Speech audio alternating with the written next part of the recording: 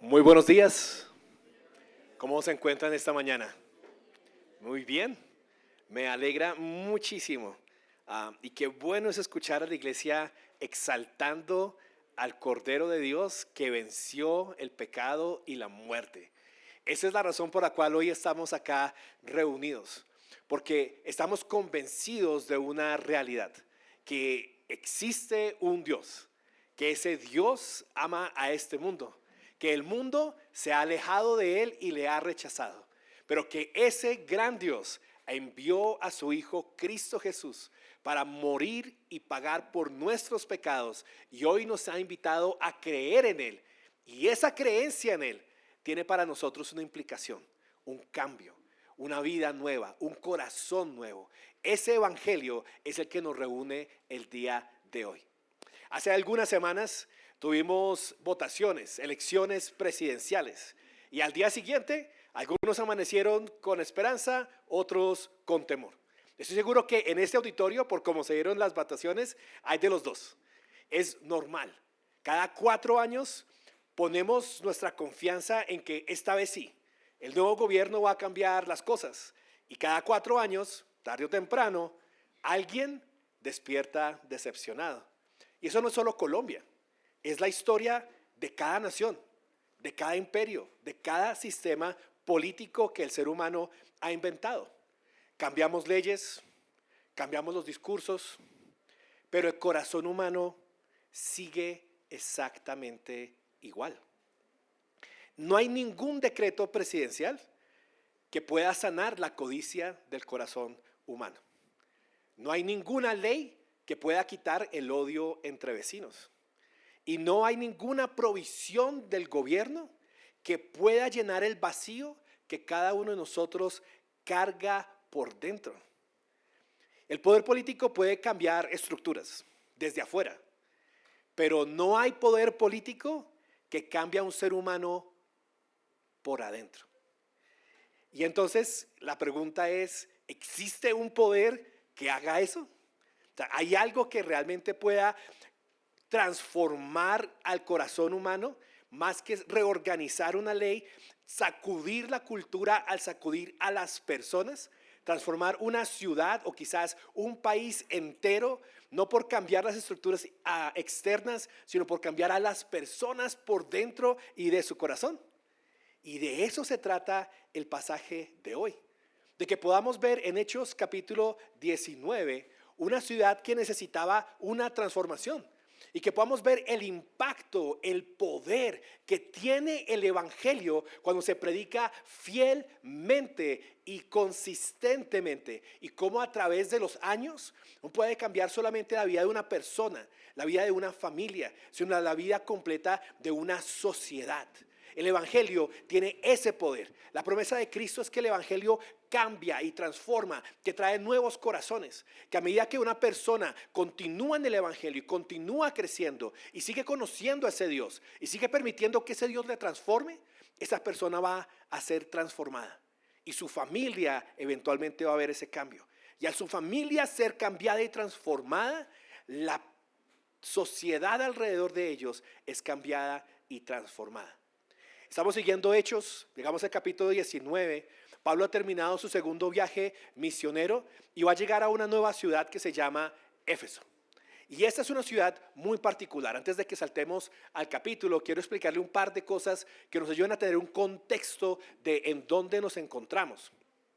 Éfeso no es una ciudad cualquiera, es la capital de la provincia de Asia. O sea, es el lugar más importante económicamente y culturalmente, además de ser la capital, es decir que va a pasar mucho comercio.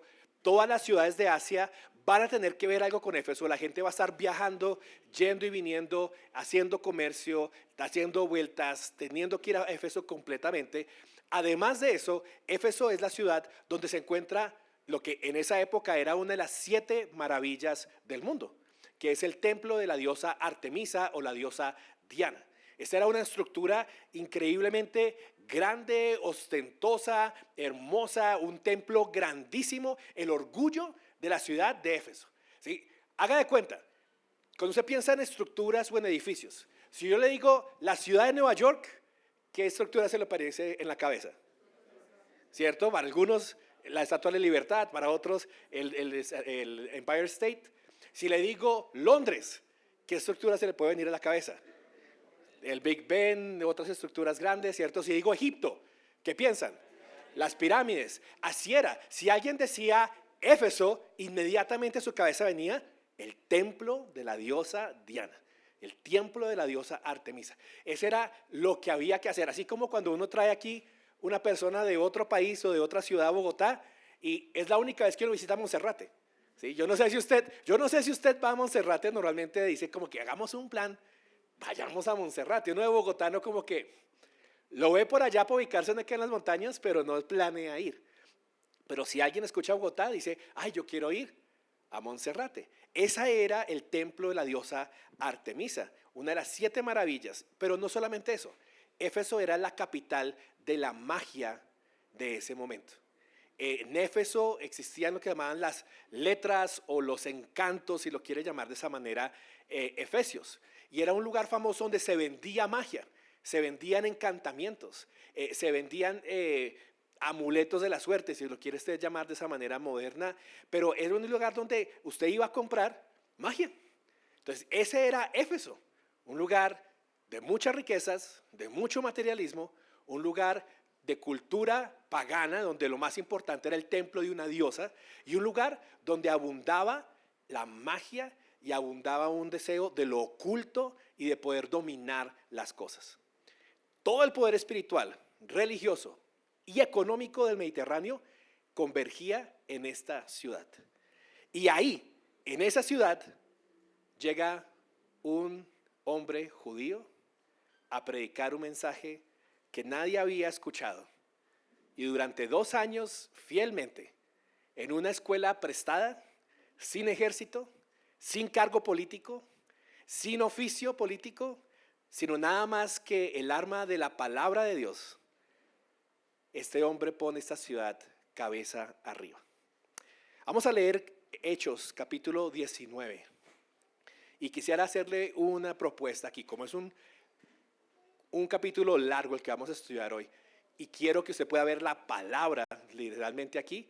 Vamos a hacer, hay pequeños grupitos de 2 o 3, si lo quiere. Escoja la persona que mejor lee. ¿Cómo la escoge? Yo no sé cómo escoja, pero alguien que le guste leer. Y vamos a leer el capítulo 19, del 1 al, creo que es 41.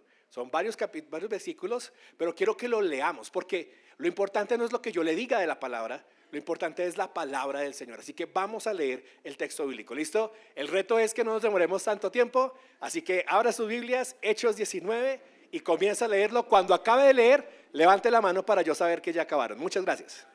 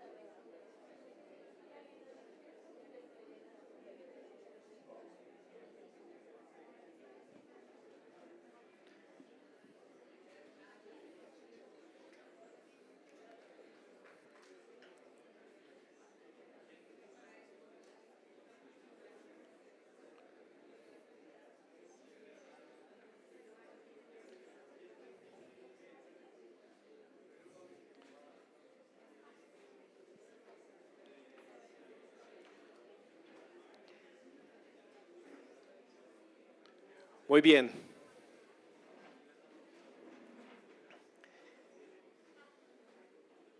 Impresionante este pasaje, ¿no les parece? ¿Qué le parece si le pedimos al Señor que nos dé sabiduría para entenderlo? Oremos. Padre, tu palabra es preciosa, mi Señor. Y para nosotros, tus hijos, es lámpara a nuestros pies, mi Señor. Es, Padre Santo, miel a nuestra boca sedienta. Y no solamente queremos leerla hoy, queremos entenderla. Y no solamente queremos entenderla, queremos que hables a nuestras vidas, que cambies nuestra manera de pensar, que aclares, que corrijas, que redargullas, que instruyes, mi buen Señor, hoy a tu pueblo, mi buen Rey. Y yo te pido, Señor, que la llenura de tu Espíritu Santo me permita a mí aclarar, establecer y poder decir lo que tú quieres decir y lo que tu palabra nos está enseñando hoy. Dale aquí a tu iglesia, mi Señor, esa disposición y ese anhelo de escuchar lo que tu evangelio hace alrededor del mundo. Amén. Vamos a hablar de tres cosas o tres ideas que el evangelio hace. Si usted se da cuenta en este recorrido de Hechos 19, el evangelio primero perfecciona la fe que está incompleta. Segundo, el evangelio vence todo poder falso establecido alrededor suyo. Y tercero, el evangelio incomoda el poder establecido. Hablemos de esa primera. El evangelio perfecciona una fe completa. El pasaje comienza de manera muy interesante hablando acerca de cómo Pablo llega a Éfeso. O sea, Pablo llega de esa manera y llega debido a algo muy interesante. Dice que no vamos a tocar acerca de Apolo, se menciona Apolo alrededor antes, pero de hecho que Apolo, un gran maestro, llega a Corinto, permite que Pablo pueda moverse también a Éfeso. Y eso me parece muy bonito del evangelio y de la iglesia. Entender que los diferentes dones y cuando Dios levanta más personas dentro de la iglesia fieles a la palabra del Señor, permite que otros puedan moverse a seguir avanzando el reino de Dios en otros lugares. Pero Pablo llega a Éfeso y se encuentra con algo bien curioso. ¿Se acuerdan que siempre está llegando y primero busca si hay discípulos? Primero busca si hay creyentes. Él no llega a trabajar de cero, sino llega qué ha hecho Dios en este lugar. Y entonces busca y se encuentra con 12 personas, 12 discípulos que siguen el camino, que conocen algo acerca de Jesús, que son creyentes, pero les hace falta algo. Están incompletos, ¿cierto? Él les pregunta, ¿recibieron el Espíritu Santo cuando creyeron? ¿Por qué les pregunta esto? Porque recuerden que esta ha sido una de las marcas en el libro de Hechos que determina cuando una persona ha creído en el Evangelio, ¿cierto? Lo marcó con los judíos la primera vez que lo reciben, lo marca con los samaritanos cuando llegan ellos por primera vez, lo marca con los gentiles cuando llega Cornelio, y ahora aquí en este lugar Pablo llega y hace esa pregunta, ¿cierto? Es una pregunta aclaratoria, ¿en qué creen? Y eso me parece tan importante. Hoy en día usted puede salir afuera y preguntar a la gente, ¿crees en Dios? Y la mayoría de la gente de nuestra Colombia va a decir, sí, ¿sí? Nuestro porcentaje religioso y católico como país es muy alto. Pero la pregunta es, ¿qué crees de Dios? ¿Sí? Y Pablo hace esta pregunta aclarando la fe de estas personas. ¿Recibieron el Espíritu Santo cuando creyeron? Y la respuesta es sorprendente. Ellos dicen, ¿qué? ¿Hay un Espíritu Santo? ¿Qué hubiera hecho usted en ese momento? ¿Cómo hubiera usted corregido a esos 12 discípulos? ¿De qué manera les hubiera ayudado a completar su fe? De pronto podría haber sido tosco. Usted no es creyente. ¿Usted qué hace diciendo que es discípulo? No, usted no puede estar acá. Esto es falso. Usted tiene que completar su fe verdadera. Pero mire que Pablo le sigue preguntando y dice, ¿en qué bautismo entonces fueron bautizados? Me encanta la actitud de Pablo, porque mire que antes de dar argumentos, y Pablo podía hacerlo, antes de enseñar un punto bíblico y teológico, y Pablo tenía toda la autoridad para hacerlo, él hace una pregunta. Él hace una pregunta. Algo que yo me he ido llevando del libro de Hechos y de estos personajes es la increíble humildad con la cual ellos vivían y ministraban al Señor. A pesar de ser eminencias espirituales y bíblicas y teológicas, hay una humildad profunda en ellos y la veo en esta actitud acá. Sigue preguntando, ok, entonces, ¿cómo te bautizaste? O sea, ¿qué pasó? ¿Cuál es tu fe? Y ellos le responden, bueno, en el bautismo de Juan. Ok, y aquí ya Pablo sabe dónde están. Es interesante, antes de llegar nosotros con las proposiciones del Evangelio y de la teología, debemos preguntar y entender dónde se encuentran las personas. Esta es una iglesia que está creciendo en compartir el Evangelio. Queremos cada día compartir este precioso Evangelio con las demás personas porque anhelamos ese poder transformador en nuestras vidas, en nuestras familias y en nuestra sociedad. Pero fíjese lo interesante de cómo Pablo lo está haciendo acá. Antes de poder aclarar que realmente creen, primero debe entender en dónde están. Y esas buenas preguntas le ayudan a él a entender, ok, ya entendí. Y les puede decir el punto exacto a donde tienen que llegar. Ok, versículo 4. Les dice Pablo, Juan bautizó con el bautismo de arrepentimiento, diciendo al pueblo que creyeran en aquel que vendría después de él, es decir, en el Señor Jesús. Y al oír esto, fueron bautizados en el Señor Jesús y una señal de que estos eran verdaderos creyentes, porque empiezan a profetizar y empiezan a hablar en lenguas. Qué impresionante, ¿no les parece? Aquí está Pablo y está dando el evangelio completo. Creo que una de las primeras cosas que debemos hacer, si usted quiere que el evangelio cambie vidas, si el evangelio va a cambiar nuestra propia vida, si el evangelio va a cambiar nuestra sociedad, ¿conocemos el evangelio? ¿Entendemos qué significa realmente predicar la salvación en Cristo Jesús? Y te hago la pregunta hoy, porque puedes estar aquí sentado esta mañana en la iglesia y puedes de pronto tener la apariencia de discípulo y decir como que sí, yo sigo a Dios, yo creo en Él, yo me he arrepentido de mis pecados. Estos discípulos decían lo mismo y tú puedes estar en esa posición esta mañana. Pero la pregunta es, ¿entendemos el evangelio completo? Y fíjense que en el centro del evangelio no estaba el arrepentimiento, no estaba el bautizo, estaba una persona, ¿cierto? La persona que es el Señor Jesús. Esta mañana ustedes han escuchado el evangelio, lo han escuchado en las canciones, lo han escuchado de parte del director, lo han escuchado de parte de Miguel y de parte de David, ¿cierto? Lo han escuchado hoy una vez más al recordar qué es el evangelio. El evangelio no es tu vida será transformada si vienes a la iglesia. El evangelio no es tu vida será transformada si te esfuerzas por servir al Señor. El evangelio no es tu vida será transformada si lees mucho la Biblia y haces muchos estudios. No, en el corazón del evangelio, el evangelio es tu vida será transformada cuando deposites tu fe y tu confianza, no en tus obras, sino en la obra de Cristo en la cruz del Calvario. No en tu conocimiento acerca de Dios, sino en aquel que te puede mostrar quién es Dios verdaderamente. No en tu capacidad para cambiar, sino aquel que el Espíritu Santo a nosotros renueva nuestro corazón y nos ayuda a ser nuevas criaturas que pueden vivir para Él. En el centro del evangelio está ¿qué crees hoy acerca de Jesús? Y antes de continuar, le animo a que se haga usted esa pregunta. ¿Qué crees hoy acerca de Jesús? ¿Quién es Jesús hoy para ti? ¿Es una figura histórica? ¿Es el Dios o la persona que adoran mis papás? Es una persona que escucho de él cada 8 días, pero pues realmente no tiene mucha relevancia en mi vida. Pero debes tomar una decisión acerca de Jesús. ¿Quién es para ti? Porque ese es el corazón del evangelio. Para aquellos que de pronto han venido por tiempo y no han visto el poder de Dios en sus vidas, quisiera sugerirles una cosa. ¿Será que quizás el centro y la creencia y la esencia del evangelio aún no está en sus corazones? Yo no soy quien para decirle si sí o no. Eso es algo que usted se tiene que preguntar a usted mismo. Tiene que preguntarse qué creo de verdad yo acerca de Jesús.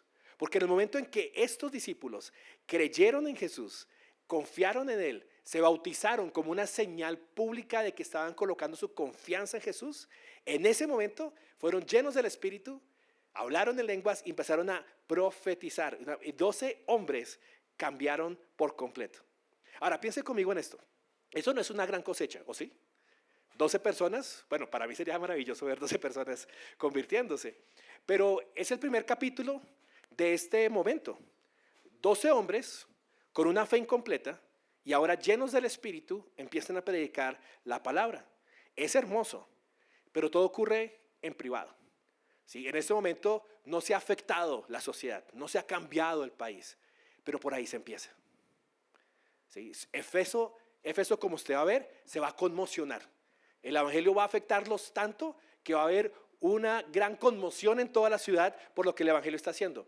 Pero todo empieza en esa ciudad con una persona que fielmente se acerca, discipula a estas personas, les enseña quién es verdaderamente Cristo y sus vidas son transformadas. Y ese es el comienzo del evangelio. Usted y yo a veces queremos ver las grandes cosas. Queremos ver avivamiento en la nación. Queremos ver avivamiento en la iglesia. Queremos ver una ciudad y una cultura y un país completamente transformados. Y yo le digo a eso, amén. Yo también lo quiero ver. Pero ¿por dónde comenzamos? ¿Cómo puede esta iglesia ser una parte de un movimiento que impacte y que transforme nuestra sociedad? Todo empieza por lo pequeño. Todo empieza por la fidelidad al mensaje del evangelio. Todo empieza por el discipulado, por ayudar a completar la fe de las personas, por llevar a las personas a entender quién es Jesús. Todo empieza con el 1-1. Todo empieza con una persona que decide invertir su vida en acercarse a alguien y mostrarle la fe de Cristo. En pasar tiempo con esa persona y sacrificar una noche con la familia, un momento de descanso, una mañana, de pronto más tiempo preparándose y estudiando, en sacrificar su comodidad para ayudar a otro a conocer verdaderamente a Jesús. Y Pablo comenzó con esos 12 discípulos. Y a partir de esos 12, todo empieza a cambiar. Fíjense en lo que viene después. Perdóname, y una cosa importante aquí que quiero resaltar es que el evangelio no descarta la fe a medias, la completa. La completa. ¿Sí? Nosotros tenemos una gran ventaja aquí en Colombia y es que hay un conocimiento medio, por así decirlo, de quién es Dios, de quién es Jesús, de la Biblia. Usemos esas cosas para acercarnos a las personas a predicarles del Señor. Bueno, aquí entendemos entonces algo importante y es que la palabra empieza a transformar. Y fíjese conmigo en esto. A partir de esto, el evangelio empieza a tocar más vidas. Dice el versículo 8. Pablo entró en la sinagoga y por 3 meses continuó hablando abiertamente, discutiendo y persuadiendo acerca del reino de Dios. Pero cuando algunos se endurecieron, se volvieron desobedientes, hablando mal del camino entre la multitud, y Pablo se apartó de ellos, llevándose a los discípulos, y discutía diariamente en la escuela de Tirano. Entonces, fíjese en esto, el cambio no sucedió en unas semanas cuando los 12 llegaron. Después de eso pasaron ¿cuántos meses? 3 meses. Y durante 3 meses, ¿qué hizo Pablo? Iba a la sinagoga todas las semanas iba y discutía y persuadía y hablaba acerca del reino de Dios. Fielmente, constantemente, todos los domingos, sin fallar, poco a poco, seguía predicando. Dios iba añadiendo uno que otro discípulo, pero fue fiel a esos 3 meses. Qué interesante es que aún en eso, ¿Pablo vio una transformación completa en ese momento? No, al contrario, ¿qué obtuvo? Resistencia, ¿cierto? Obtuvo oposición. La gente se endureció, fueron desobedientes y al contrario empezaron a hablar mal. Pues claro, es que esos cristianos, esos seguidores de Jesús, es que eso es lo que quieren hacer esto. No, es que hacen tal cosa. No, eso no está bien. Y empezaron a hablar mal, Y yo quiero que usted vea la perseverancia de Pablo, porque él creía en el poder del evangelio. Él creía en aquel que es el centro del evangelio. Y Pablo no se rinde, sino que Pablo dice, aquí estoy. ¿Y cuántos de nosotros de pronto tenemos una persona y la primera rechazo que nos da, decimos, para afuera, o no, ya no sigo, o no, aquí no?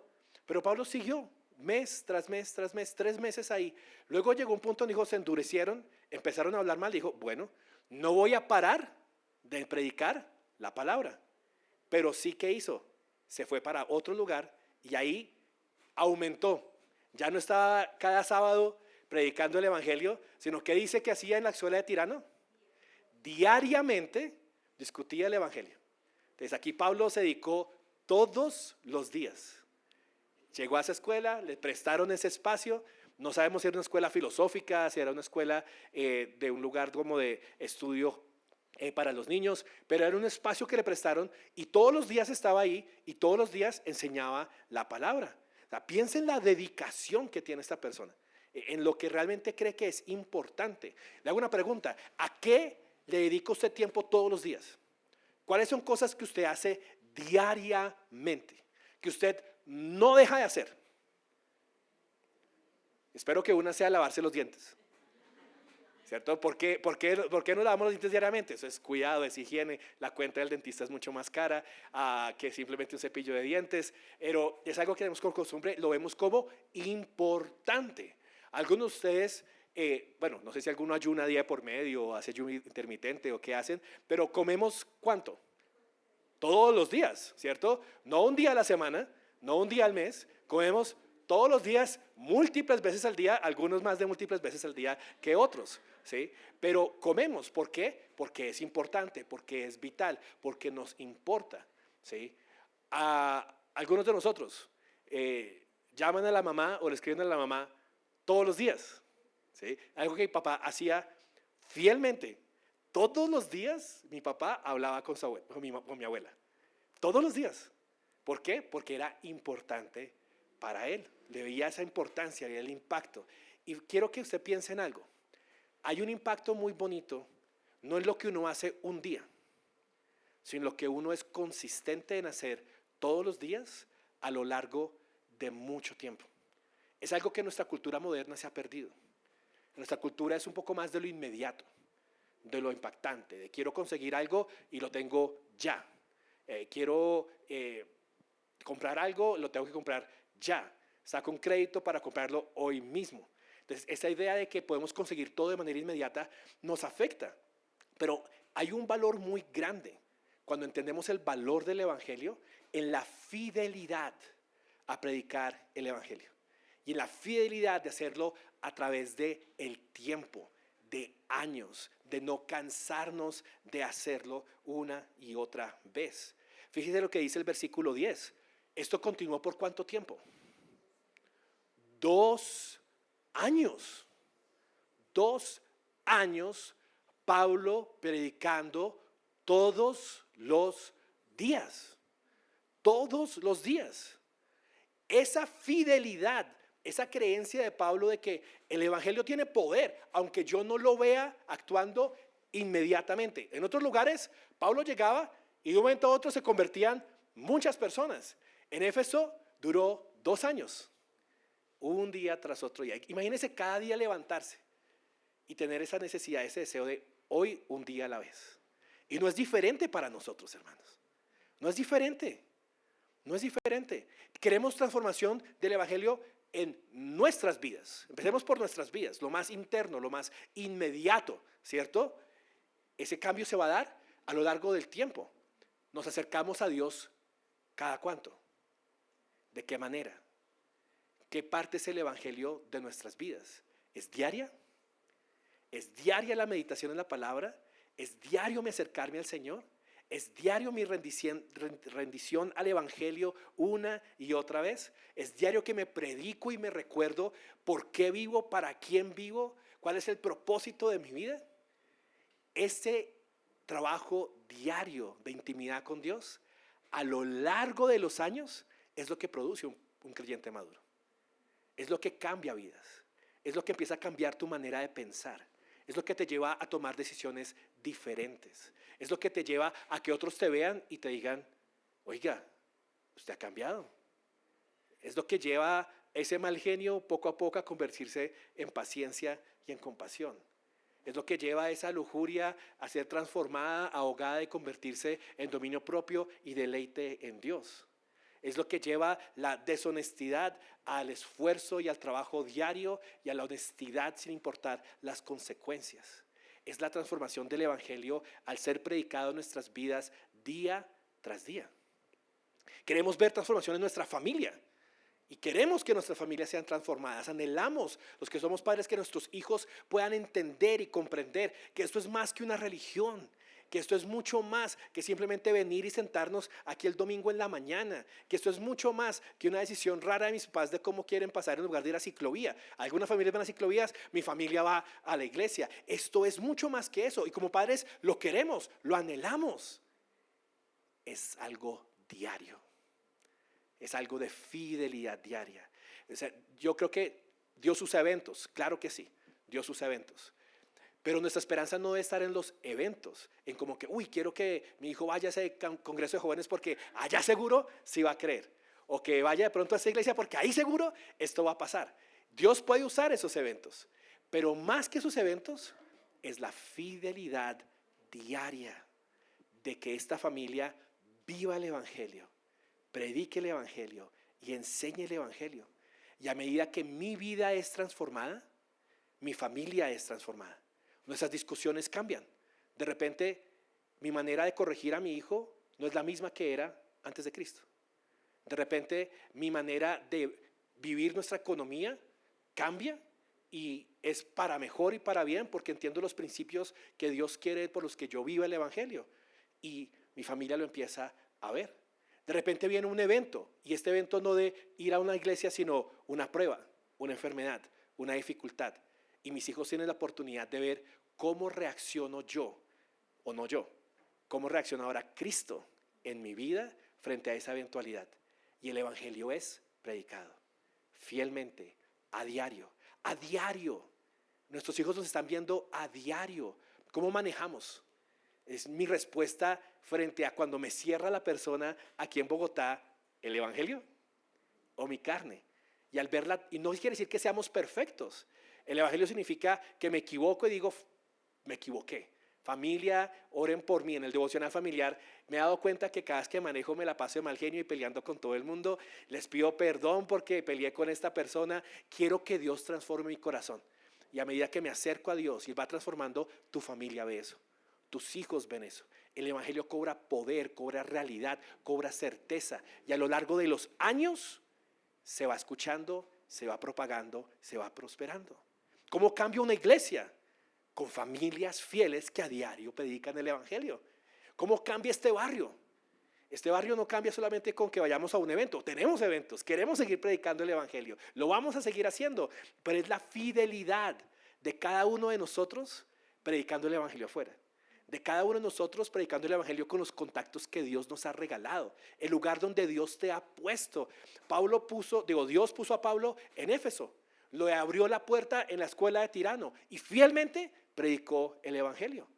Yo te hago una proposición y es: Dios te ha puesto a ti en un lugar, en un apartamento, en un edificio donde hay personas viviendo a tu alrededor, en un trabajo donde interactúas con personas al lado. Eso es una oportunidad, eso es un espacio, eso es un lugar para vivir el evangelio, para amar a las personas alrededor, para predicar fielmente la palabra de Dios. Yo tengo un reto muy grande en este tiempo y es que se mudó un vecino nuevo al frente nuestro. Y una de las cosas que a mí no me gusta ir a saludar personas que no conozco, no me gusta, no soy así. Pero me he forzado a eso diciendo, espérate, no es simplemente una persona que no conozco, no es mi comodidad. Hay una oportunidad acá de predicar el evangelio y esa es una persona que me va a ver las 25 personas que transitan por mi casa todos los fines de semana, va a escuchar las canciones que están cantando los jóvenes cuando vienen a reunirse. Quiero hablar con él, quiero conectarme. Y lo único que hice fue saludarlo, preguntarle, ofrecerle mi ayuda, pero empezó una relación y ahora como después decimos, vamos a orar por esa persona. Vamos a cocinarle unos brownies y se los llevamos de bienvenida. Quiero establecer una relación para poder, ¿qué? Predicar el evangelio. Dios me puso ahí en Marantá, Él me llevó allá y no solo para mi comodidad. O sea, eso es otra cosa, perdón, voy rápido con ese punto. Es un cambio en la vida de Pablo. Pablo vivía para el evangelio. Pablo entendía, estoy acá, estoy para predicar. Nosotros muchas veces pensamos que el evangelio vive para nosotros, ¿sí? Dios me puso en este lugar para vivir cómodamente, para atender mi familia, que sí, es un beneficio de parte del Señor. Pero no se nos olvide que Dios me puso en este lugar, primero que todo para ser luz, para ser sal, para ser testigos. Así que Pablo, 2 años predica y mire lo que sucede. de manera que todos los que vivían en Éfeso, no, ¿qué dice?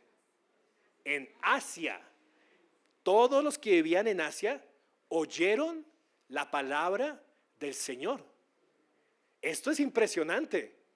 O sea, esto es impresionante. Tanto judíos como griegos. ¡Wow! Impresionante.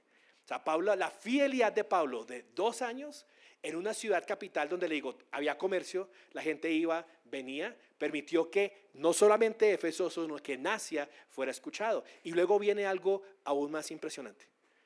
Dios respalda la predicación del evangelio. Dios la respalda. Y aquí en Éfeso la respaldó de una manera impresionante. Dice el versículo 11, Dios hacía milagros extraordinarios por mano de Pablo.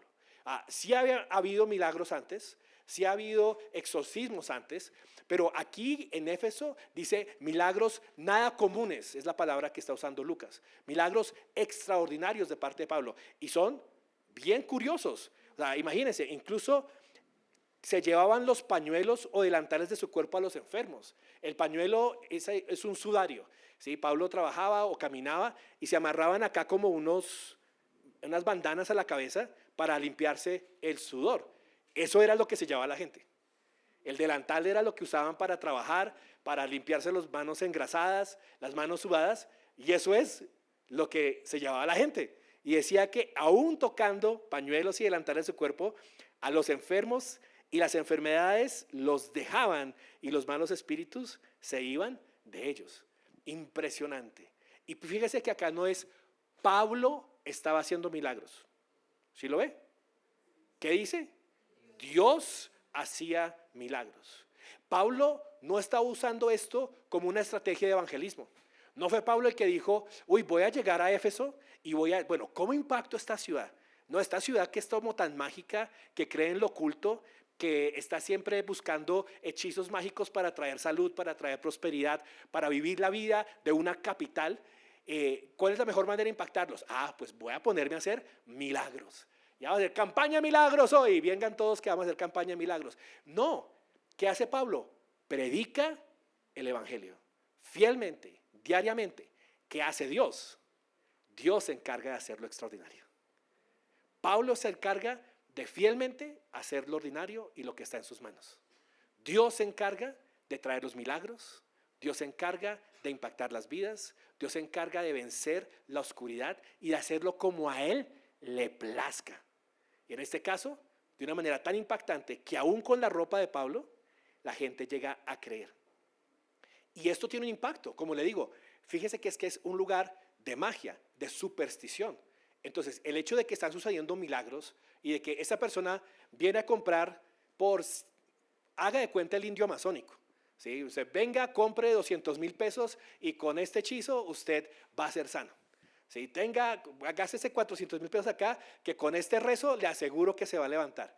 Y esa es la cultura de la ciudad. Pero de repente, un pequeño hombre judío en una escuela pública enseñando el evangelio empieza a sanar, predicando el evangelio, y la gente dice como que, oiga, pero usted no estaba enfermo la semana pasada, ¿qué pasó? Oiga, ¿dónde fue? ¿Cuál es la dirección? ¿Cuánto pagó? No, yo no pagué nada. ¿Cómo así? Entonces, ¿qué hechizo eso hizo? ¿Qué libro es? ¿Qué tomo es? Que yo tengo acá 5 tomos de hechicería. Dígame el tomo que usó para poder sanarse. No, ninguno. Y entonces, fui sano en el nombre del Señor Jesucristo. ¿Y ese quién es? No, vaya donde Pablo, ahí en la escuela de Tirano. Ahí le cuentan quién es. Y sucede entonces, mire lo que dice el siguiente versículo, que todo es tan increíble que la gente empieza a decir, queremos eso. ¿Se acuerda de dónde salió Pablo? Estuvo 3 meses, ¿dónde? En la sinagoga, ¿cierto? Y de ahí lo sacaron. Y fíjese tan interesante el siguiente pasaje, el versículo 11. Pero también algunos de los judíos, exorcistas ambulantes, trataron de invocar el nombre del Señor Jesús sobre los que tenían espíritus malos, diciendo, les ordeno que salgan en el nombre de Jesús a quien Pablo predica. Eran 7 de un tal Esceva. No voy a leer completo, pero usted conoce la escena. Mire, acá hay una idea otra vez de encanto. O sea, esto es una manera de invocar. En el nombre del Señor Jesús que Pablo predica, ellos dijeron, la clave es esa. Recuerden, es una cultura de magia. Entonces, en la magia se usan encantamientos. ¿Sí? Esto yo sé que Harry Potter lo ha hecho bonito y popularizado, pero al final del día eso es misticismo, es arte oculta, hay una palabra que tú dices, esa palabra tiene cierto poder sobre lo oculto y lo hace dominar. Y aquí estos judíos están pensando, ¿cuál es la palabra mágica que usa Pablo para hacer estos milagros? Nosotros también la podemos usar. Y van a levantar a esta persona que está endemoniada y le dicen, en el nombre del Señor Jesús, el que Pablo predica, porque no lo predico yo, el que Pablo predica, te ordeno que salgas. Y como dice el dicho, le sale el tiro por la culata. Porque, ¿cuántos hombres eran? 7.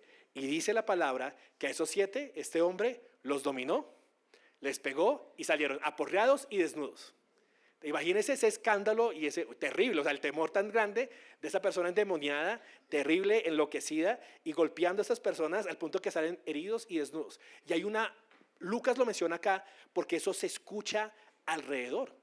Alguien trató de invocar al Dios de Pablo, pero no era Pablo. Y es interesante que el mismo demonio dice, a Pablo conozco, Jesús sé quién es. ¿Y ustedes qué?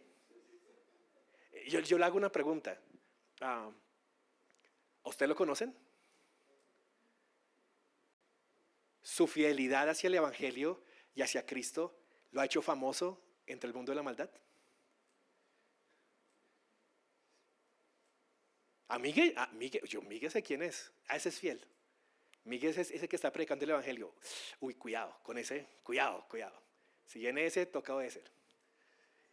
Qué bonito la fidelidad. Fíjese, a mí me impacta esto. No porque Pablo quisiera ser conocido entre demonios, esa no era su meta. Pero la fidelidad de un creyente al predicar el Evangelio y seguir fielmente, le hace famoso y temido aún en el mundo espiritual. Y el pueblo escucha esto. Lo conoció todos los habitantes de Éfeso. Interesante. O sea, pueblo chiquito, todo el mundo se enteró. Oiga, si supieran, vieron a los 7 hijos de Seba, iban desnudos. Imagínense y es que imagínense ese escándalo, 7 hombres saliendo desnudos de una casa, aporreados, golpeados, el escándalo que hubo, los gritos que hubo en ese momento, la gente se enteró. Y entonces escuche lo que pasa. El temor se apoderó de todos ellos y el nombre del Señor Jesús era exaltado. Y muchos de los que habían creído continuaban viniendo, confesando y declarando las cosas que practicaban. Y aquí comienza a haber un cambio grandísimo. Comienza a haber un gran cambio. Dios empieza a transformar a estas personas por completo y empiezan a quemar sus tomos de brujería. Empiezan a renunciar a sus vidas anteriores. La predicación fiel del Evangelio expone lo que es falso y resulta en una renuncia pública y costosa de las personas. Dice que muchos de ellos practicaban la magia, contaron los libros, lo quemaban y calcularon que se hallaban a cerca de 50,000 monedas de plata. 50,000 monedas de plata, si usted trabaja, una moneda de plata es como un dracma. Un dracma era el salario mínimo de un día. Para ganarse 50,000 monedas de plata, trabajando de lunes a viernes, usted tendría que pasar 195 años. O sea, se quemó el equivalente de 195 años de libros y de objetos y de cosas de brujería. ¿Le parece poquito? Grandísimo. ¿Se imagina el efecto que eso tenía sobre esa ciudad? O sea, todo el dinero que se quemó es impresionante. Cristo transforma esa cultura y me hace pensar en algo muy importante. No basta simplemente añadir a Cristo como una lista de protección, como un agüero. No es una lección de, bueno, entonces antes oraba pidiéndole a María y ahora es, Señor Jesús, protégeme. No, es una transformación que me lleva a quemar lo que yo decía antes, lo que yo creía antes, en lo que yo confiaba antes. Hay un cambio de confianza absoluto en la gente de Éfeso, donde estas cosas en las que ellos descansaban, estos encantamientos, estos libros, ¿qué hacen con ellos? Los queman, es completamente radical y completamente increíble. Y eso nos lleva a nuestro último punto, que el Evangelio incomoda el poder establecido. O sea, piensen esto, 50,000 piezas de plata se queman y luego de eso empiezan a ver que la gente se empieza a ir por Jesús. Y de un momento a otro llega una persona que tenía un buen negocio, se llama Demetrio, vendía estatuillas de plata de la diosa Diana, ¿cierto? Súper buen negocio, porque como le digo, Éfeso era la capital, la gente iba allá, tenían que visitar el templo, entonces es como el que tiene el puesto de imanes de Estatua de la Libertad cerca de la Estatua de la Libertad. Ese man vende hartísimo y cobra lo que quiera. Y ahí era Demetrio, pero Demetrio dice, un minuto, este mes como que bajó el ingreso. Y el otro mes, oiga, pero sigue bajando. Y se preocupa, se preocupa. Y es interesante, Lucas hubiera podido terminar el capítulo acá, pero no termina. Porque hay algo impactante, cuando el evangelio empieza a incomodar, empieza a haber mayor resistencia. Cuando el evangelio empieza a transformar, va a haber mayor resistencia y rebeldía alrededor nuestro. Y Demetrio es esa persona. Pasaban estas cosas, voy a saltar un poquito lo que Pablo decide, pero piense conmigo en esto: cuando el evangelio prospera por medio de la predicación fiel, se permite que crezca y que avance en otros lugares. Pablo puede empezar a pensar, ya me puedo ir a Jerusalén y de ahí me voy para Roma, porque esta iglesia ha crecido y se ha establecido acá. Pero me adelanto, vamos con Demetrio. Ustedes ya escuchó la historia, no la voy a leer por tiempo, pero Demetrio reúne a la gente, empieza a decir, hermanos, hay un gran problema, se nos está yendo el billete, se nos van a ir las vacas gordas. O sea, esto no es un problema de religión, esto no es un problema de creencias, esto no es un problema de que filosóficamente creemos que la diosa Diana realmente es Dios. No, hermanos, se nos fue la plata. ¿Sí? Y al final del día, el mundo se mueve por la plata. Y una de las cosas que más afectan y más cambios traen es la plata. Fíjese las tendencias del mundo. ¿Hacia dónde van? Hacia dónde va el dinero. En este mundo capitalista en el que vivimos, si los consumidores comienzan a comprar algo, todo el mundo empieza a vender eso, ¿cierto? Hoy en día es el boom de la inteligencia artificial. Entonces, como hay plata ahí, ¿cuántas compañías se han volcado a la inteligencia artificial? Pero si el consumidor dijera, por alguna razón, ya no queremos inteligencia artificial, la dejan de comprar, dejan de invertir, ¿usted cree que las compañías van a seguir invirtiendo porque es que tienen una confianza muy grande en la inteligencia artificial? No, van a dejar de invertir dinero ahí y van a seguir la plata. El mundo se mueve por el dinero y aquí hay un problema de dinero. Demetrio dice, no puede ser, no nos van a quitar el dinero, hacen un alboroto gigantesco. Esta vez se salva Pablo. No estaba ahí y como que él dijo como que me salvé. Pablo quería entrar, lo leyó, Pablo quería ir, quería acudir. Los discípulos no lo dejaron, no lo permitieron. Y al final del día el gobernador le tocó decir, espere. O sea, la gente estaba desesperada, se empezó a contagiar, a decir, viva Diana de los Efesios, viva Diana de los Efesios, y como que esa es nuestra diosa, y empezaron a repetirlo sin pensar. Había gente en esa multitud que estaba gritando y ¿qué estamos gritando? Ah, sí, viva Diana de los Efesios. ¿Y por qué? No sé por qué, pero grite, hágale. Y ahí estaba todo el tumulto gritando, haciendo ese escándalo, y al final el gobernador tuvo que decir, pero espérense, o sea, cambien. Sí, Diana de los Efesios es nuestra diosa, sí, aquí está el templo, todo el mundo lo sabe. ¿Quién está diciendo que no? Y terminan la reunión, van a todo el mundo para casa, y a Pablo le toca, como cosa rara, salir escondido de la ciudad, y lo preparan para salir. Y luego Carlos nos va a hablar de Efesios 20. Pero fíjese en esto, hubo un momento muy increíble donde Dios transformó esta sociedad de una manera impresionante. Y disruptó, irrumpió en la sociedad al punto en que afectó el bolsillo de la gente. En Irlanda hubo un momento impresionante así, cuando hubo un avivamiento en Irlanda, donde empezaron a cerrar los bares, porque la gente empezó a dejar de tomar. Y mi pregunta es, ¿y qué puede hacer el evangelio en tu vida? ¿Y qué puede hacer el evangelio en Colombia? ¿Y qué puede hacer el evangelio en tu familia? Tenemos el mismo evangelio, tenemos el mismo Dios, tenemos al mismo Cristo. Iglesia, que pasajes como estos nos llenen a nosotros de confianza en la palabra del Señor y en el evangelio. Que nos hagan levantarnos con deseo de decir, vamos a predicar el evangelio, vamos a llevar las naciones, vamos a ser fieles en hacerlo en donde sea que Dios nos ponga, y confiemos que ese poder va a poder transformar. Confiemos en que Dios va a respaldar ese poder. Confiemos en que Dios va a hacerse con las personas a quienes le estamos compartiendo y Él va a irrumpir sus vidas. Él va a traer dificultades, Él va a traer milagros a sus vidas y Dios lo va a hacer porque confiamos en que Dios está actuando en esa vida y nosotros simplemente predicamos la palabra del Señor. Iglesia, levantémonos, veamos que podemos cambiar este país, bueno, que Dios puede cambiar este país y lo puede hacer a través de no solo 12 discípulos que se encontraban en la escuela de Tirano predicando el evangelio con Pablo fielmente, sino a través de 100 personas que están hoy acá reunidas, con la libertad de llevar el evangelio a donde quieran, con la posibilidad de impactar este barrio en el cual nosotros vivimos, con caminos abiertos para llevar el evangelio al resto del país. Y Dios puede usarnos para cambiar y para traer los cambios que Él quiere traer a sus vidas y irrumpir por completo en Colombia. No somos una ciudad de magia, pero somos una ciudad de corrupción. No somos una ciudad de quizás de muchas cosas místicas, pero somos una ciudad de deshonestidad. La gente siempre está buscando cómo sacar provecho. El vivo vive del bobo y son cosas que son parte de nuestra cultura, pero que pueden ser transformadas en nosotros. Somos una ciudad materialista. Bogotá es una ciudad materialista. Nosotros caemos en el materialismo y en enfocar nuestra vida hacia lo que tenemos. Somos una ciudad que objetifica a la mujer.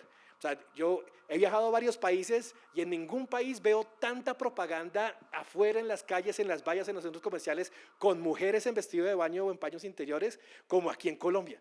Es impresionante. Todo eso es lo que Dios puede cambiar. La pregunta no es si Colombia necesita cambiar. Es de dónde viene el poder para ese cambio. ¿De dónde viene? Del evangelio. Confiemos y prediquemos el evangelio completo para la gloria del Señor.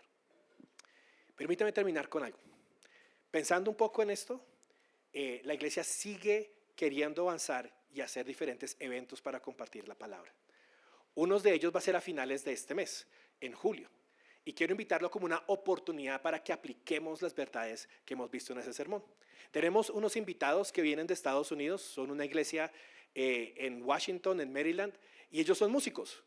Vienen 2 chelistas, una persona que toca el violín, una persona que toca el piano, varios que son cantantes. Y lo que han ofrecido es que pudiéramos hacer como un café concierto, donde podamos invitar a nuestros familiares, amigos y vecinos no creyentes. Esta es una preciosa oportunidad para contactar los del círculo más cercano, los que son cercanos, por los que hemos estado orando de pronto por un buen tiempo. No sé si usted tiene un hermano, una familia, un primo, una mamá o alguien a quien usted quisiera que escuchara el evangelio. Esta es una preciosa oportunidad. Va a ser el último viernes de julio, creo que cae 31, si no estoy mal. Lo vamos a hacer aquí en la iglesia. Se va a hacer súper bonito, vamos a tener mesas. Es un café concierto, se va a dar unos crepes para las personas, se va a tocar aquí con toda la banda y se va a predicar el evangelio. Y todo eso en pos de que la gente escuche la palabra del Señor. No es un evento para la iglesia, ¿sí? No es un evento para la iglesia. Si no vienen todos, me alegraría. Pero sí es un evento para los que no son creyentes. Entonces la idea es que si vamos a venir, traigamos una persona por lo menos que quiera escuchar, bueno, que queramos que escuche el evangelio. Vamos a crear unas invitaciones, unas boletas para que usted las pueda llevar, pueda participarlas a las personas, se las pueda invitarlas, pero creo que es una preciosa oportunidad para empezar a ejercer ese evangelismo personal. Cada uno de nosotros tiene alguien, y si usted no tiene a nadie, ore por un contacto estas semanas, ¿sí? Ore por un vecino, ore porque Dios le ayude a cambiar su visión de cómo se comunica con la gente en el mundo, porque estamos en el mundo para predicar el evangelio. Listo, ese es el primero. El segundo es el día siguiente, el sábado primero.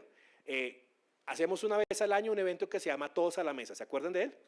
Todos a la Mesa es un evento precioso donde hacemos una hollada de arroz con pollo. Vamos al parque, no sé si vamos a ir a este parque o a otro parque, pero vamos al parque de Quito Berín. Ponemos carpas, ponemos mesas e invitamos a la gente a sentarse a almorzar con nosotros. Y almorzamos, y mientras que almorzamos, les compartimos el evangelio. Es preciosa esa oportunidad y que ese evento es un evento que necesita la ayuda de toda la iglesia. ya sea donando cosas para el almuerzo, ya sea cocinando, ya sea llevando mesas, ya sea sentándose ese día con la gente para compartir la palabra o para llevar y cargar cosas. Entonces necesitamos también la participación de la iglesia entera para poder realizar ese evento y tener un impacto ya no solo en el círculo personal, sino en el círculo personal de esta iglesia, el barrio en el cual nosotros nos estamos moviendo. Y quiero animarlos, iglesia, que podamos participar de ello. Bueno, sé que me morí un montón, les pido disculpas, pero espero que el Señor nos haya retado con esta palabra y que nos haya retado como iglesia al Evangelio. Permítame orar y escuchamos de Juan Manuel algunos anuncios. Padre, te damos gracias porque tu palabra es viva y es real y nos reta grandemente como iglesia, mi Señor. Esta es una iglesia que quiere, y te estamos escuchando, Señor, nos vienes hablando como iglesia, nos vienes diciendo, confíen en el poder del Evangelio, crean en su importancia, prediquen la palabra del Señor. Yo te quiero pedir que tú nos ayudes a ser obedientes, mi Señor. Yo te quiero pedir que tú nos ayudes a poder verdaderamente vivir el poder del Evangelio. Primero que todo en nuestras vidas, oh Dios, transfórmanos, transfórmanos. Permítenos vivir en el poder del Espíritu de Dios. Crea en cada corazón de esta iglesia corazones sedientos por tu palabra, corazones que quieran intimar contigo, corazones que sean transformados por ti, corazones que lean la palabra a diario, que lleven su familia a seguirte a ti, que tomen decisiones radicales, Padre Santo, en sus vidas en pos de seguirte. Y ayúdanos, Señor, a ser fieles en predicar el Evangelio, en no desistir, en diariamente, mi Señor, decirlo a otras personas, llevarlo a aquellos que están cerca. Ayúdanos como iglesia a ser fieles en predicar a nuestras familias, a nuestros amigos, a nuestros compañeros, mi buen Señor Jesús, a no dejar de anunciar que hay un solo Salvador en esta tierra y su nombre es Cristo Jesús. Ayúdanos como iglesia a seguir predicando en este lugar donde nos has puesto, mi Señor. Permítenos irrumpir, mi Señor, en este barrio, en este lugar, Señor Jesús, para que muchos crean en ti, mi Señor. Permítenos vivir de tal manera que te podamos ver y manifiéstate, oh Señor. Ve la fidelidad de tu pueblo y sé tú obrando como tú quieras hacerlo, confirmando tu palabra con tu gran poder, mi buen Señor Jesús. Te damos gracias y te bendecimos en el precioso nombre de Cristo Jesús. Amén. Mientras que sube Juanma, le quiero dar la bienvenida aquí